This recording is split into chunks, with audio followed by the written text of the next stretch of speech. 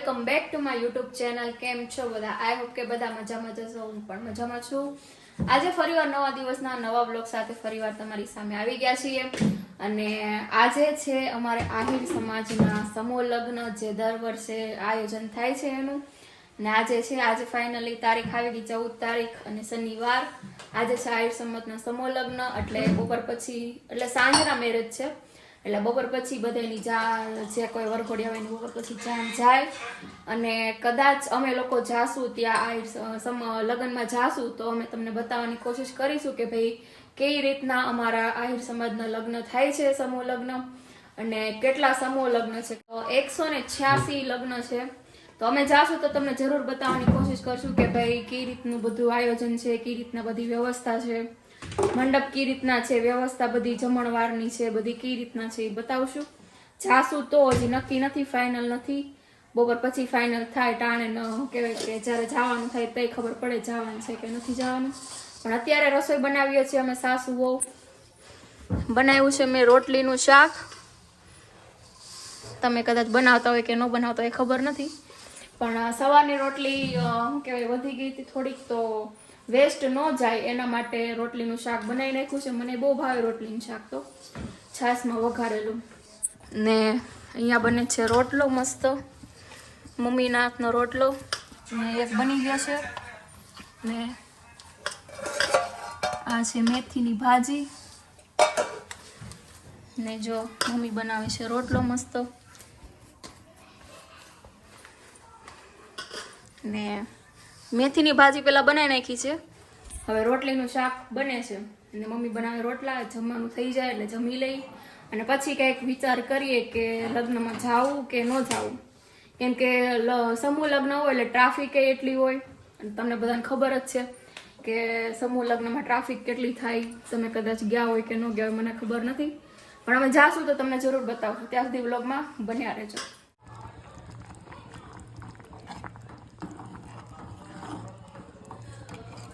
દોસ્તો વાગી ગયા છે બપોર પછીના 4:30 અને અમે લોકો જવા નીકળી ગયા છીએ લગ્નમાં. તમને સવારે કીધું હતું કે આપણે આહિર સમાજના જે લગ્ન છે, સમૂહ લગ્ન, તો ત્યાં જવા માટે અમે લોકો નીકળી ગયા છીએ રેડી થઈને. ને મેં પહેરી છે સાડી અને નરેશ ડ્રાઇવિંગ કરે છે.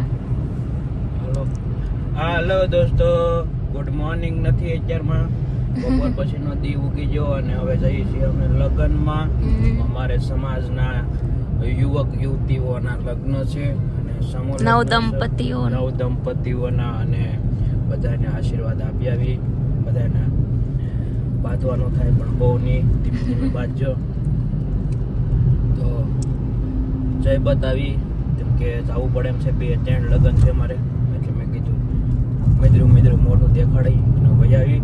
તો તમે કન્ટિન્યુ વ્લોગમાં બન્યા રહો ને તમારા દરેક ગ્રુપમાં શેર કરો. અને ત્યાં જઈને તમને લોકોને બતાવવાની કોશિશ કરશું કે ભાઈ ત્યાંનો માહોલ કેવો છે, કઈ રીતની બધી વ્યવસ્થા ગોઠવેલી છે અને કેટલું ટ્રાફિક છે. ટ્રાફિક તો જો કે હશે જ તે, કેમ કે સમૂહ લગ્ન ગમે ત્યાં હોય ત્યાં ટ્રાફિક તો હોય જ તે. તો જઈએ અને બતાવીએ તમને લોકોને. અને તમને તમે લોકો આહિર કદાચ હશો તો તમને ખબર જ હશે મેરેજની, પણ જે લોકો આહિર નથી એને નથી ખબર, તો એ લોકોને આપણે બતાવવાની કોશિશ કરશું. અને બધી વ્યવસ્થા અને બધું જે કાંઈ છે સ્ટેજ ને બધું બતાવશું. એટલે ઠેઠ લગી બ્લોગમાં બન્યા રહેજો અને તમારા દરેક ગ્રુપમાં શેર કરજો. અને વિડીયો ગમે તો લાઈક કરવાનું અને સારી કમેન્ટ કરવાનું નહીં ભૂલતા.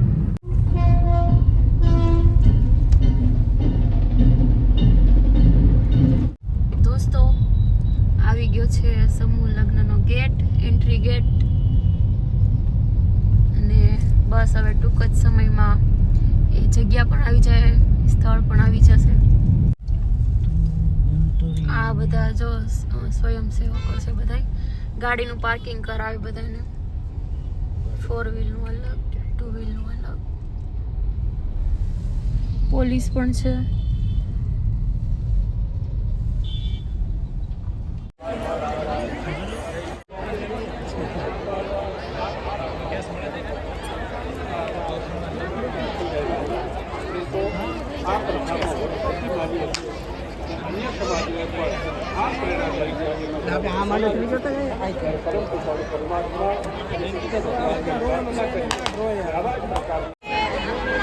આમ જો આંટી આમ જો બ્લોગ લે ટાટા કરો બેટા, ટાટા કરો, ટાટા કરજે આંટી. આ નીતુના મામા છે, આ નીતુ છે, આ લાઈટ આવે નીતુ છે.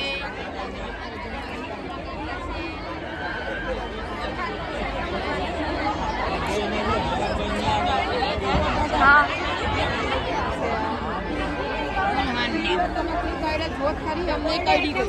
મને કઈડી ગઈ કેટલી અહીંયા જોવો તો 2 મિનિટ અમે આવ્યા હો, પછી નહીં કહેતા.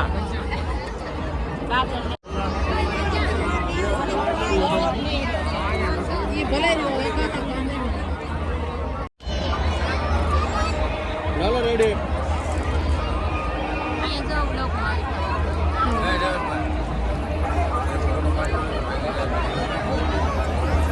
કામ કરતા હોય ને વિધિ. આપણે આવી જાય ને આપણે આ બધું ફ્લાઇટ છે તો લગ્નમાં મારા નણંદને બધા મળી ગયા છે અને તમને બતાવ્યા એ પ્રમાણે આહિર સમાજના સમૂહ લગ્નનું આયોજન આવી રીતનું થયેલું છે. તમને બ્લોગમાં કેવું લાગ્યું કમેન્ટમાં કહેજો. અને આજે બહુ ટ્રાફિક છે, તમે જોઈ શકો ચારે બાજુ માંડવા ગોતતા ગોતતા માંડ ચડ્યા. બધું કેટલું ટ્રાફિક છે. ભાઈ હરિયાળ ટ્રસ્ટી શ્રી આહિર સમાજ સેવા સમિતિ સુરત શ્રી ભરતભાઈ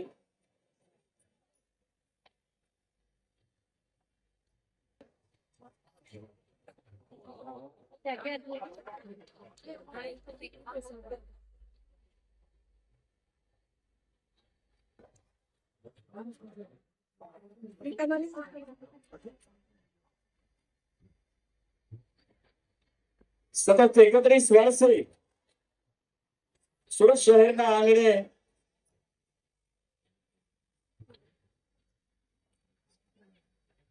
સફળતાપૂર્વક 31મો સમૂહ લગ્ન સમારોહ જ્યારે મનાવાઈ રહ્યો છે ત્યારે ગત વર્ષે જેવો 30મા સમૂહ લગ્ન સમારોહમાં સંપૂર્ણ ભોજન ખર્ચના દાતા રહી ચૂક્યા છે એવા આહિર સમાજ અગ્રણી અને લીડિંગ બિલ્ડર માનનીય મગનભાઈ જિંજાળા આપણી વચ્ચે ઉપસ્થિત છે. હું વિનંતી કરીશ શ્રી કાનજીભાઈ હડિયાને આપના વરદ હસ્તે માનનીય મગનભાઈને આપ પુષ્પગુચ્છ અને શાલથી સન્માનિત કરશો. આજના કાર્યક્રમમાં જેઓ દીપ પ્રજ્વલિત કરી અને ઉદ્ઘાટક તરીકે પણ આપણી વચ્ચે ઉપસ્થિત છે એવા માનનીય મગનભાઈ મધુરભાઈ જિંજાળા આપ આવશો મંચના આગળના ભાગે. હું સન્માન કરવા માટે વિનંતી કરીશ કાનજીભાઈને આપ પુષ્પગુચ્છ અને શાલથી માનનીય મગનભાઈને સન્માનિત કરશો. હંમેશા સમાજની દરેક સંસ્થાઓમાં દાતા તરીકેનું કાયમી માટે વિરુદ્ધ ઝડપી અને ગયા વર્ષે 23મા સમૂહ લગ્ન સમારોહમાં સંપૂર્ણ ભોજન ખર્ચના દાતા તરીકે સૌભાગ્ય પ્રાપ્ત કર્યું એવા વડીલ મુરબ્બીનું સન્માન થઈ રહ્યું છે. તાલીમથી આપણે એમને વધાવીશું.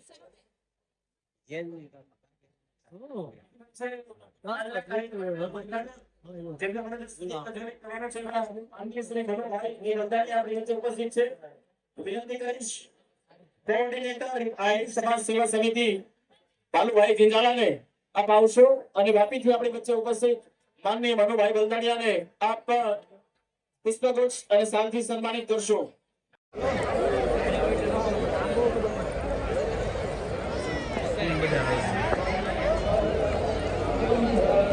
હા હવે લગ્નમાં આવ્યા છે. હવે અંધારું થઈ ગયું છે તો જાય ઘરે.